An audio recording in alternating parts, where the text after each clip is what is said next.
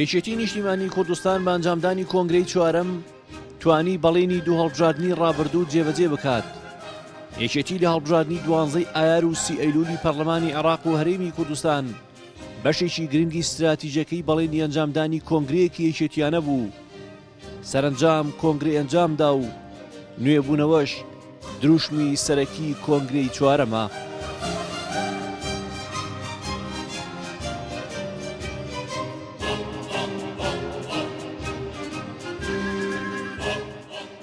ئەنجامدانی کۆنگرەی چوارەم بەبێ حزوری ڕاستەوخۆی مامی ڕابەر بۆ یەکێتیەکان هەروە کارێکی ئاسان نەبوو، بەڵام هەڵگرانی پەیامی پیرۆز خوێنکارانی بە وەفای خوێندینگە سەنگینەکەی کوردایەتی توانیان ئەرکێکی گرنگ جێبەجێ بکەن کە دەرەنجامەکەی وەڵام دەرەوەی خواست و داواکاری هەڤاڵان و کادرانی یەکێتیە.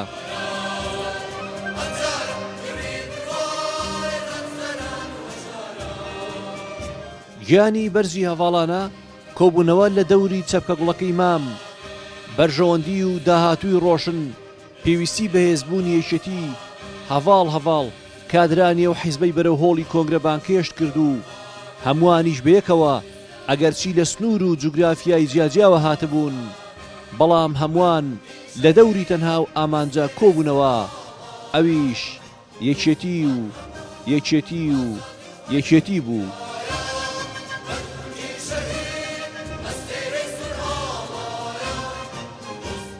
ئێستا هەموو یەکێتیەکان بە ئومێدەوە لە چاوەڕوانی دەستپێکی ئەم قۆناغن کە تەنها یەکێتی تیایدا ئامانجا، چونکە کۆنگرە پیشاندانی وێنە گەورەکەی حیزبی شەهیدانە کە لە هەر لایەکەوە سەیری بکەی تەنها باڵایەکی بەرزی پڕشانازی و ڕەنگێکی سەوزی پڕئومێد و چەپکە گوڵێکی تیادا دەبینی کە بە خوێنی پیرۆزی شەهیدان بە پێنووسی وەفا و ئاکاری بەرزی یەکێتیانەوە لێی نووسراوە: یەکێتی نیشتیمانی کوردستان.